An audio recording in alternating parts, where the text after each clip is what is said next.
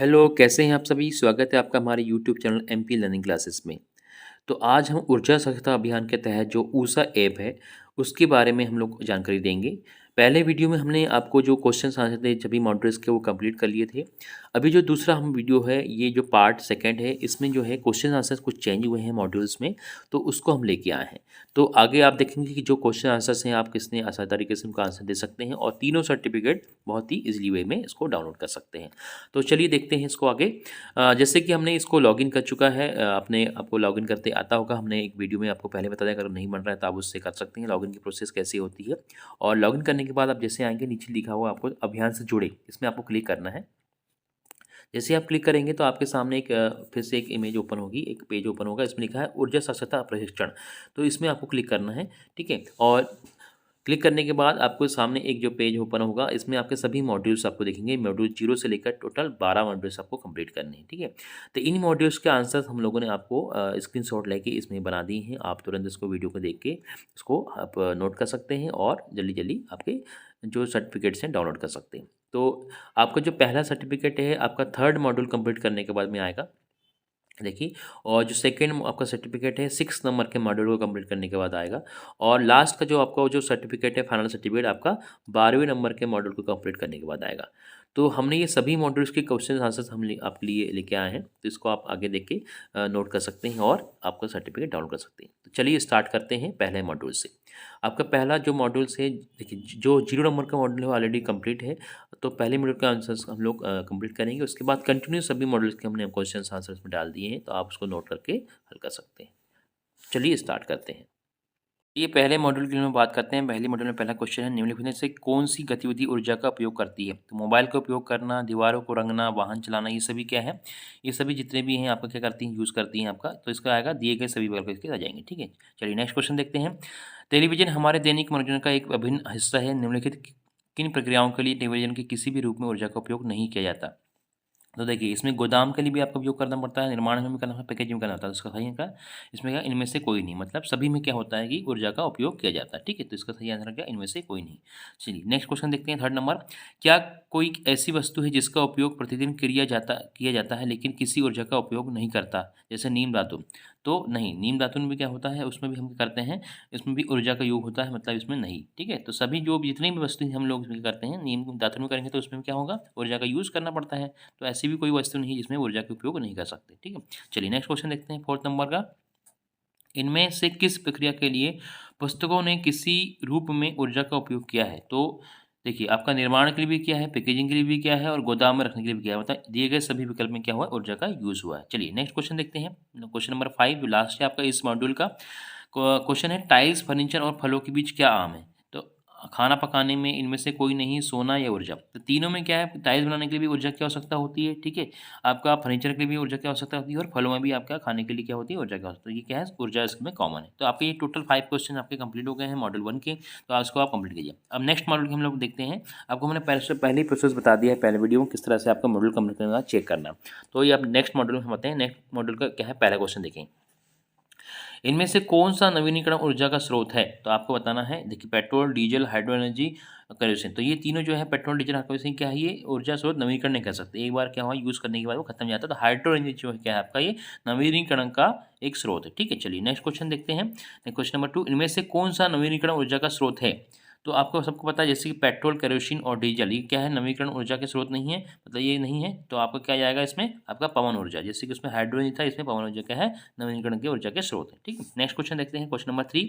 इनमें कौन सा जीवाश्म ऊर्जा का स्रोत है? तो आपको सभी पता है, पेट्रोल, केरोसिन और डीजल, ये सभी क्या है, जीवाश्म ईंधन है। कहाँ से निकलते हैं, क्रूड ऑयल के थ्रू निकलते हैं। तो इसमें क्या है, दिए गए सभी विकल्प क्या हो जाएगा, सही आंसर जाएगा। चलिए नेक्स्ट क्वेश्चन देखते हैं। क्या कोयले का खनन ऊर्जा का उपयोग करता है? बिल्कुल हाँ करता है, क्योंकि ऊर्जा का खनन करने जब उसको माइनिंग की जाती है, खोया जाता है, तो उसमें क्या होती है, ऊर्जा लगती है, मशीनीकरण, ठीक है। तो ये इसमें हाँ जाएगा। चलिए नेक्स्ट क्वेश्चन 5 नंबर देखते हैं। क्वेश्चन नंबर 5, किसी बिजली के ट्रांसमिशन के लिए ऊर्जा की आवश्यकता होती है? बिल्कुल होती है। अगर हम किसी बिजली को क्या है, एक जगह से दूसरी जगह पहुंचाना, तो क्या है, ऊर्जा खपत होती है, ठीक है। तो उसमें क्या होगा, आपका हाँ आ जाएगा, ठीक है। तो ये टोटल जो है 5 क्वेश्चन थे आपके मॉड्यूल नंबर 2 के, ये भी कंप्लीट कर लिए हैं। आप इसको मॉड्यूल को कंप्लीट करके कर सकते हैं, इसको आप चेक कर सकते हैं कि हमारा मॉड्यूल कंप्लीट हुआ कि नहीं। चलिए नेक्स्ट हमारा मॉड्यूल नंबर 3 देखते हैं। क्वेश्चन नंबर फर्स्ट है मॉडल नंबर 3 का, एलपीजी गैस टैंक को हम किस यूनिट से मापते हैं। ठीक है, तो आपको पता है जो एलपीजी गैस का टैंक होता है उसमें हम लोग लिखा रहता है ना ऊपर 14.2 या 4.5 किलोग्राम, तो हम क्या करते हैं केजी से नापते हैं। ठीक है, इसका सही आंसर क्या आएगा, केजी से हम लोग नापते हैं। चलिए नेक्स्ट क्वेश्चन देखते हैं, क्वेश्चन नंबर 2, यदि कोई व्यक्ति एक दिन में 10 घंटे के लिए 100 वाट का बल्ब जलाता है तो एक दिन में कितनी ऊर्जा का सेवन करेगा। ठीक है, तो आपको सभी को इसका फॉर्मूला पता होगा। ऊर्जा का जो फॉर्मूला होता है है ना, ऊर्जा इक्वल टू जो उसका समय है। ठीक है, तो इसकी अगर हम कैलकुलेशन करेंगे तो क्या आएगा, एक यूनिट आएगा। ठीक है, जब इसमें क्या होगा 10 इंटू क्या हो जाएगा 100, तो आपका कितनी हो जाएगी 1000 क्या हो जाएगी वाट हावर्स आ जाएगा। तो जो है 1000 जो है वाट हावर्स को हम लोग कह सकते हैं वन क्या लिख सकते हैं इसमें 1 की एच। ठीक है, 1 किलो वाट हावर लिख सकते हैं, मतलब उसका इसके बराबर क्या होता है 1 यूनिट होता है ना। 1 यूनिट बराबर क्या होता है 1 किलो वाट हावर या फिर 1000 वाट हावर होता है। ये आपका कैलकुलेशन आपको आना चाहिए। तो ये इसको सही आंसर क्या हो जाएगा आपका 1 यूनिट। ठीक है, बी नंबर वाला है ना। चलिए नेक्स्ट क्वेश्चन देखते हैं, एक महीने के लिए 1 घंटे के लिए चले रहे एक 2000 वाट गीजर द्वारा खपत ऊर्जा गणना। ठीक है, तो आपको क्या इसका सही आंसर क्या है, आपको सीधे लगा देना है इसमें 60 यूनिट। ठीक है, 60 यूनिट आपको लगा देना है ना, ये आपका 60 यूनिट। चलिए नेक्स्ट क्वेश्चन देखते हैं हम पेट्रोल डीजल को किस यूनिट में मापते हैं। तो आपको सबको पता है लीटर में नापा जाता है इसको। ठीक है, तो लीटर क्या होता है, इसको लीटर में नापा जाता है ना पेट्रोल डीजल को। चलिए नेक्स्ट क्वेश्चन देखते हैं 5th नंबर का, 1000 वाट आवर है ना, वाट आवर की ऊर्जा खपत किसके बराबर होती है ना। तो मैंने आपको पहले इसके क्वेश्चन में बता दिया था, 1 किलो वाट की जो है 1 किलो वाट आवर के बराबर होती है। एक जो 1000 वाट आवर जो होगा वो 1 वाट आवर के बराबर होगा। ठीक है, ये टोटल आपके 5 क्वेश्चन थे, कंप्लीट हो गए हैं हम मॉडल नंबर 4 के। ठीक है, सॉरी मॉडल नंबर 3 के आपके 3 मॉडल जो है कंप्लीट हो जाएंगे। चलिए नेक्स्ट क्वेश्चन देखते हैं, क्वेश्चन नंबर 1 है आपका, निम्नलिखित में से कौन सा प्राथमिक जीवाश्म ईंधन आधारित ऊर्जा स्रोत है जिसका उपयोग हम अपने दैनिक जीवन में करते हैं। तो देखिए आप पहला जो ऑप्शन दिया है खाना पकाने के लिए एलपीजी, वाहन चलाने के लिए पेट्रोल, इनमें से कोई नहीं, दोनों वाहन चलाने और पेट्रोल है ना। तो आपका डी नंबर का जो है आपका सही है, दोनों मतलब आपका खाना पकाने के लिए एलपीजी का यूज़ करता है, वाहन चलाने के लिए पेट्रोल, तो ये क्या है सब है आपके जीवाश्म ईंधन। ठीक है, चलिए नेक्स्ट क्वेश्चन देखते हैं, question number 2, 10 kg gas cylinder से कितनी यूनिट ऊर्जा की खपत होती है। ठीक है, तो 10 kg सिलेंडर में क्या होगा, इसमें क्या होता है 1 kg से क्या होता है 14 जो है किलो वाट आवर की एनर्जी निकलती है। तो आपका कितना होगा 10 है तो कितनी हो जाएगी 140। ठीक है, तो ये आपका सही आंसर हो गया 40, 140 यूनिट है ना। चलिए नेक्स्ट क्वेश्चन देखते हैं, क्वेश्चन नंबर 3, टन तेल समकक्ष मतलब टन्स ऑफ ऑयल इक्विवेलेंट किसकी ऊर्जा खपत है। ये देश की मतलब क्या आ जाएगा इसका आंसर बी आंसर, ये देश की ऊर्जा की खपत को नापने का एक यूनिट है। ठीक है, चलिए नेक्स्ट क्वेश्चन देखते हैं 4th नंबर का, यदि कोई 10 लीटर पेट्रोल का उपयोग करता है तो कितनी यूनिट ऊर्जा की खपत होती है। तो इसका सही आंसर क्या जाएगा 130, लगभग 130 यूनिट आपका जो है ऊर्जा की खपत होती है। चलिए नेक्स्ट क्वेश्चन देखिए 5th नंबर लास्ट क्वेश्चन है आपका ये इस यूनिट मॉड्यूल का, यदि कोई घर 200 किलो वाट बिजली का उपयोग करता है तो कितनी यूनिट ऊर्जा की खपत होगी।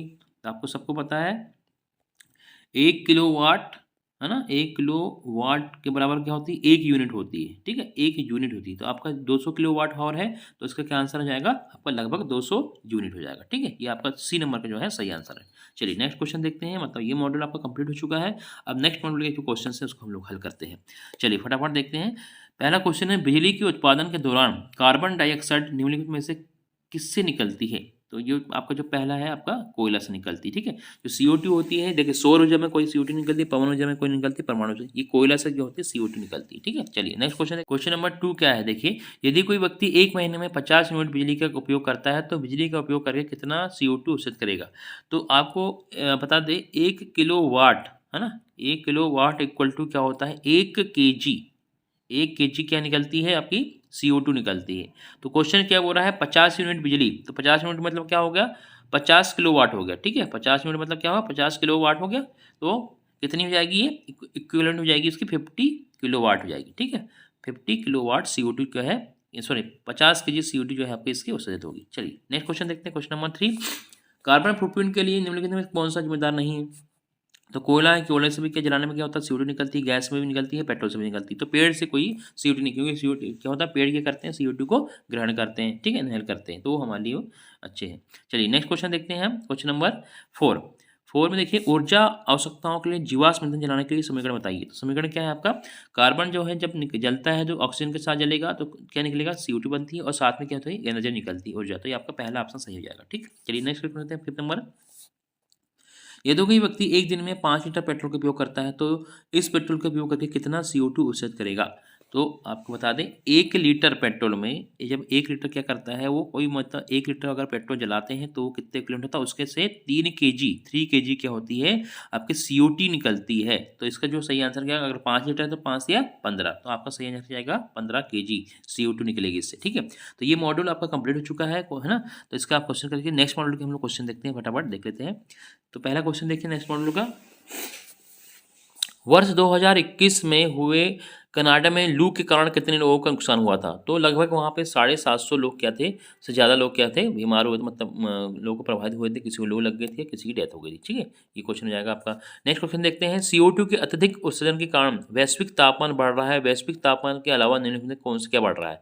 तो इसका सही आंसर क्या है, समुद्र के स्तर, जल का स्तर भी बढ़ते जा रहा है। ठीक है, जैसे जैसे तापमान बढ़ रहा है ग्लेशियर पिघल रहे हैं, और ग्लेशियर पिघलने से क्या हो रहा है, समुद्र के जल स्तर भी बढ़ते जा रहा है। चलिए नेक्स्ट क्वेश्चन देखते हैं, निम्नलिखित घटनाओं में से कौन इंगित करता है कि जलवायु बदल गई है।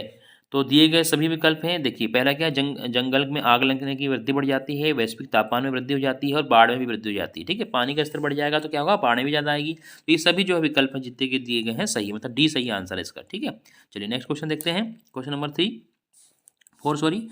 क्या बर्फ पिघलने से वृद्धि क्या बर्फ पिघलने में वृद्धि से पता चलता है कि जलवायु बदल गई है। बिल्कुल हाँ, क्योंकि क्या होगा, बर्फ पिघलेगी तो क्या होगा, मतलब तापमान बढ़ चुका है, इससे क्या होगा, जलवायु में परिवर्तन हो जाएगा। तो इसका सही आंसर है हाँ।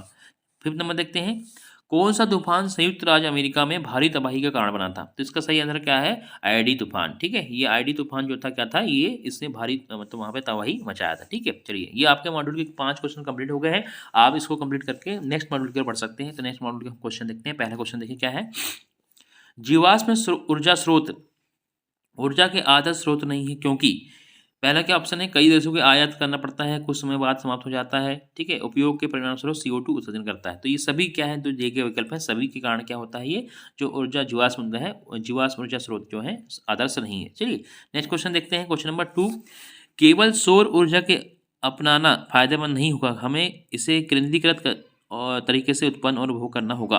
बिल्कुल सही है, मतलब अगर हमने मान लो जो है ओनली सौर ऊर्जा को भी यूज़ करें तो वो भी क्या है हमारे लिए फायदेमंद नहीं है, क्योंकि उसके भी कुछ ना कुछ दुष्प्रभाव हो सकते हैं। तो ये इसका सही आंसर, ठीक है, मतलब सही है। चलिए नेक्स्ट क्वेश्चन देखते हैं, क्वेश्चन नंबर 3। एक आदर्श ऊर्जा स्रोत होना चाहिए जो टिकाऊ हो। इसका सही आंसर क्या होगा, जो टिकाऊ है, जिसके आयात की जरूरत हो, कुछ समय बाद खत्म हो जाए, या जलवायु परिवर्तन। तो इसका जो टिकाऊ होगा वो क्या हमारे लिए आदर्श स्रोत है। ठीक है, ऊर्जा का। चलिए क्वेश्चन नंबर 4 देखते हैं, एनर्जी स्वराज महात्मा गांधी के निम्नलिखित सिद्धांतों से किस पर आधारित है। तो आपको पता होगा ग्राम स्वराज जो है इससे आधारित है। ठीक है, इसको सही आंसर क्या है, ग्राम स्वराज। चलिए नेक्स्ट क्वेश्चन देखते हैं 5 नंबर का, ऊर्जा के उपयोग के लिए आदर्श तरीका क्या होना चाहिए। तो इसका क्या है सही आंसर, स्थानीय रूप से ऊर्जा उत्पन्न और खपत करना, है ना।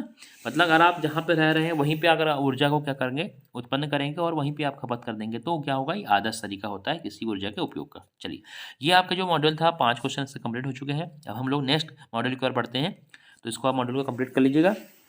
चलिए नेक्स्ट क्वेश्चन देखते हैं, आपका पहला क्वेश्चन जो मॉड्यूल का है, मॉड्यूल, यदि सौर ऊर्जा असीमित है तो हमें इसके उपयोग से भी बचने की आवश्यकता क्यों है, क्योंकि जो सौर पैनल बनाए जाएंगे उसको नष्ट करने में बहुत लंबा समय लगेगा। इसलिए का सही आंसर क्या होगा, सी, सौर पैनलों को नष्ट करना सबसे लंबा समस्या का बन जाएगा। ठीक है, ये आपका सही आंसर हो जाएगा। चलिए सेकंड नंबर क्वेश्चन देखते हैं, अगर एक घरेलू एयर कंडीशनर 8 घंटे के लिए इस्तेमाल किया जाता है तो कितना CO2 उत्सर्जित करेगा। कितना करेगा, आपको मैंने पहले ही बताया था। ये मतलब क्या होता है, जो अगर 1000 वाट का जो रहता है तो 1 किलो वाट क्या होता है आपका, बराबर 1 kg CO2 निकलता है। तो इसका सही आंसर क्या आएगा, अगर 8 घंटे चला रहे हैं आप तो कितने निकलेगी, लगभग 8 जो है kg जो है 8 kg की निकलेगी आपकी CO2 निकलेगी। ठीक है, ये आपका सही आंसर हो गया। नेक्स्ट क्वेश्चन देखते हैं, क्वेश्चन नंबर 3, सबसे कम कार्बन उत्सर्ग भोजन कौन सा है। तो इसमें जो है देखिए मेमने में क्या निकलता है, कार्बन निकलती है, चिकन में, दूध में भी, और इसमें सबसे कम जो है आलू में निकलती है। इसका सही आंसर क्या है, आलू। चलिए क्वेश्चन नंबर 4 देखें, निम्नलिखित प्रक्रियाओं में से कौन सी प्रक्रिया के कारण प्रकृति का नकारात्मक प्रभाव पड़ता है। सौर पैनल का परिवहन करने से, सिलिकॉन से, एल्यूमीनियम से और सिलिकॉन का खनन करने से, इन तीनों से भी क्या होता है, कुछ ना कुछ हमारे जो है प्रकृति में कुछ ना कुछ इसका दुष्प्रभाव होता है, नकारात्मक ऊर्जा निकलती है। तो ये क्या है, इसका सही है सभी। ठीक है, सी बी नंबर का। क्वेश्चन नंबर 5 जो लास्ट है इस मॉड्यूल का, महात्मा गांधी ने कहा कि पृथ्वी में हर किसी की जरूरतों के लिए पर्याप्त संसाधन, लेकिन किसी के लालच के लिए नहीं। इसका सही आंसर क्या आएगा, लालच। ठीक है, बी नंबर का है लालच। ठीक है, चलिए नेक्स्ट। ये आपका मॉड्यूल कंप्लीट हो गया है, टोटल 5 क्वेश्चन आपके कंप्लीट हो गए हैं, है ना। इसमें आपको अब नेक्स्ट मॉड्यूल के लिए हम लोग देखते हैं क्वेश्चन नंबर 1। हमारे बिजली की खपत को कम करने के लिए निम्नलिखित स्टार रेटेड उपकरणों के लिए में से किसका उपयोग किया जा सकता है।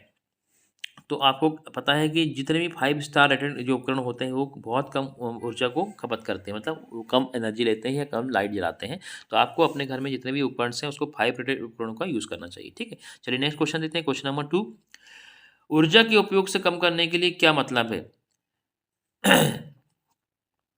है ना, ऊर्जा के उपयोग को कम करने के लिए क्या मतलब है। तो इसका सही आंसर कुशल उपकरणों का उपयोग करना होता है। ठीक है, इसका जो सही आंसर होगा क्या होगा, कुशल उपकरणों का उपयोग। ये आपका सही आंसर है, ये नहीं है। ठीक है, कुशल उपकरणों का यूज़ करेंगे तो क्या होगा, ऊर्जा के उपयोग को कम करने में हमको हेल्प मिलेगी। चलिए नेक्स्ट क्वेश्चन देखते हैं, क्वेश्चन नंबर 3। एक 5 स्टार रेटेड उपकरण एक 3 स्टार रेटेड उपकरण से कम बिजली की खपत करता है। तो इसका बिल्कुल सही है। जो 5 स्टार होगा क्या करेगा, वो कम बिजली का यूज़ करेगा, 3 स्टार से और भी कम। ठीक है, तो सही है ये। ठीक है, क्वेश्चन नंबर 4 देखते हैं।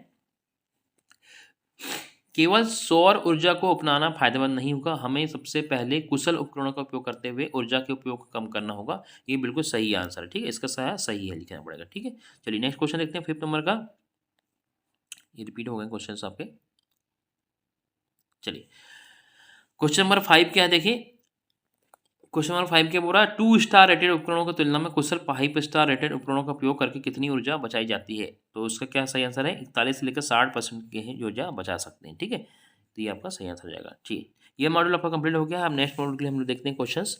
मॉड्यूल क्या है, पहला देखिए क्वेश्चन नंबर क्या है, देखिए उसका पहला, 1 यूनिट बिजली पैदा करने के लिए सौर स्थापना के लिए कितना वाट पैनल की आवश्यकता होगी। तो कितने की होगी, इसका एक फॉर्मूला होता है, 1:1:10 अनुपात आपका 1000। ठीक है, ये फॉर्मूला है। इसमें क्या होता है, ये जो है आपका, इससे आप निकाल सकते हैं। ठीक है, ये आपके टोटल शुल्क का है, कितना पैसा लगा रहा है, ये वाट का है। ठीक है, तो क्वेश्चन क्या बोल रहा है, 1 यूनिट बिजली पैदा करने के लिए सौर स्थापना की कितने वाट की आवश्यकता होगी। तो आपको कितनी की होगी, 10 वाट, 10 वाट की होगी। ठीक है, चलिए नेक्स्ट क्वेश्चन देखते हैं।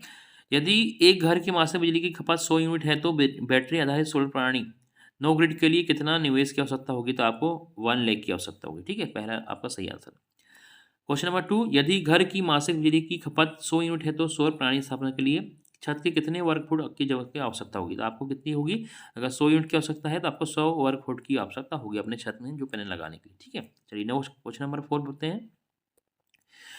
1 यूनिट बिजली पैदा करने के लिए सौर प्रणाली स्थापना के लिए कितना पैसा चाहिए। तो आपको कितना चाहिए, 1000 रुपये चाहिए। अगर आपको 1 यूनिट के लिए आपको सौर प्रणाली लगाना है तो उसमें कम से कम 1000 का खर्चा करना पड़ेगा। ठीक है, चलिए नेक्स्ट क्वेश्चन देखते हैं। यदि एक घर की मासिक बिजली की खपत 400 यूनिट है तो सौर स्थापना के लिए कितने वाट सोलर पैनल की आवश्यकता होगी। तो आपको कितनी की होगी, इसमें 4000 वाट जो है आपका इसकी आवश्यकता होगी। ठीक है, सोलर पैनल की। चलिए ये आपका मॉडल कंप्लीट हो गया है। ठीक है, जो आपका इसको भी आप कंप्लीट कर सकते हैं। अब देखते हैं क्वेश्चन नंबर फर्स्ट, है ना। क्वेश्चन नंबर फर्स्ट है इस मॉड्यूल का, जो नेक्स्ट मॉड्यूल है आपका इसका। तो पहला क्वेश्चन क्या है, कोयला आधारित बिजली प्रणाली की तुलना में सोलर पीवी सिस्टम की एफिशिएंसी कितनी है। तो ये अधिक है। इसकी मैंने कोयला से आधारित जो बिजली प्रणाली होती है उसमें उससे ज़्यादा एफिशिएंसी कितनी होती है, सौर ऊर्जा की होती है। ठीक है, क्वेश्चन नंबर 2 देखते हैं। बैटरी आधारित सिस्टम के लिए सोलर बिजली की लागत कितनी है।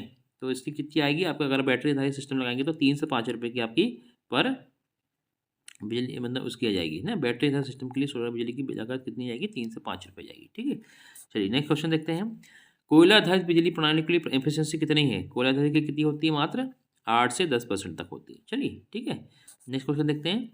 बारिश के मौसम में भी अपनी बिजली की आवश्यकता पूरा करने के लिए छत पर सोलर स्थापना के माध्यम से बिजली उत्पादन की जा सकती है। बिल्कुल सही, हाँ कर सकते हैं हम लोग।